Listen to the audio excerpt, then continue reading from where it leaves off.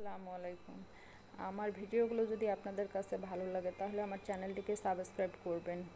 তো আমি রান্না করব শিং মাছ। চলেন শুরু করি। শিং মাছ ধুয়ে বেছে কেটে নিয়েছি। একটা বাটিতে বাটা মশলা সহ ধনিয়া, জিরা, আদা বাটা সব কিছু দিয়ে নিয়েছি। এদিকে একটা মাটির চুলার উপরে কড়াই বসাই দিলাম।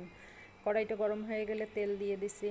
তো তেলটা গরম হওয়া পর্যন্ত অপেক্ষা করব। এদিকে একটা আমি চামচ দিয়ে তেলগুলোকে একটু কড়াইয়ের চারপাশে ছড়াই দিলাম। তো ওই যে আগে থেকে রেডি করা বাটিতে মশলাগুলো আমি তেলের মধ্যে দিয়ে দিলাম। এখন এই মশলাটাকে আমি তেলের মধ্যে ভালোভাবে কষিয়ে নেব।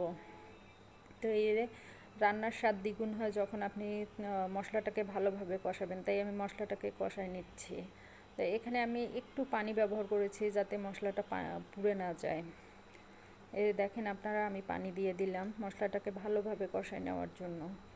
তো আমি যে মশলাটাকে সুন্দরভাবে কষাই নিচ্ছি। আমি মশলাটাকে ততক্ষণ কষাবো যতক্ষণ না মশলার উপরে তেল ছেড়ে না দেয় বা তেলটা ভেসে না ওঠে। তো মোটামুটি আমার মশলা কষানো প্রায় হয়ে গেছে। এখন এই যে দেখেন মশলার থেকে তেলও ছেড়ে দিয়েছে। এখন আমি ধুয়ে রাখা ওই শিং মাছগুলো মশলার মধ্যে দিয়ে দিব। তো আমি মশলার মধ্যে শিং মাছগুলো দিয়ে দিলাম। খুব সুন্দরভাবে আমি আলতো হাতে শিং মাছগুলোকে মশলার সঙ্গে একটু কষাই নিব। তো গ্রামের রান্না, মাটির চুলাতেই রান্না করছি।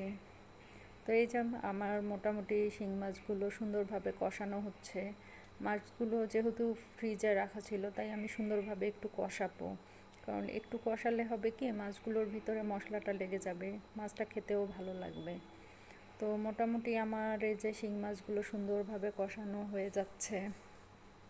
তো এগুলো আসলে আমার পুকুরেরই মাছ, যেগুলো আমি পুকুর থেকে নিয়ে আসছে। এখানে শিং মাছ পাশাপাশি কিছু বাইন মাছ এগুলো আছে আর কি। তো এগুলো আমি ফ্রিজে রেখে দিছিলাম বাচ্চা খাওয়ার জন্য। তো আমার বাচ্চা যেহেতু ঠিকভাবে মাছ খাচ্ছে না, তাই ভাবলাম মাছকে সুন্দরভাবে রান্না করে নিই। তো মোটামুটি আমার মশলা কষানো শেষ মাছ সহ। এখন আমি পরিমাণ মতো পানি দিয়ে দিব। আমি এটাকে খুব বেশি ঝোল রাখবো না, মাখো মাখো করব, তাই হালকা পরিমাণে পানি দিয়ে দিব।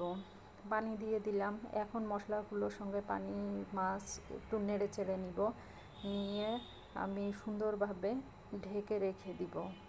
তো মশলাগুলো করার গা থেকে নামাই দিচ্ছি। তো এই যে দেখেন আমার পানি দেওয়া শেষ। এখন আমি ঢেকে দিব। তা মশলাটা করার গায়ে যেহেতু লেগেছে তাই আর একটু পানি দিয়ে গা থেকে মশলাটা ধুয়ে দিলাম। এখন আমি ঢেকে দিলাম। তো এই যে আমার দেখেন মাছ রান্না শেষের পথে। আপনারা দেখলে বুঝতে পারবেন যে আমি ঝোল রাখিনি, মাখো মাখো করে নিয়েছি। মাছের কালারটাও একদম লোভনীয় লাগতেছে, অসাধারণ হয়েছে। তো যদি আপনাদের আমার ভিডিওগুলো ভালো লাগে তাহলে প্লিজ প্লিজ প্লিজ আমার চ্যানেলটিকে সাবস্ক্রাইব করবেন এবং আমার এই ভিডিওটিতে লাইক, কমেন্ট, শেয়ার করতে ভুলবেন না। আল্লাহ হাফেজ। আসসালামু আলাইকুম।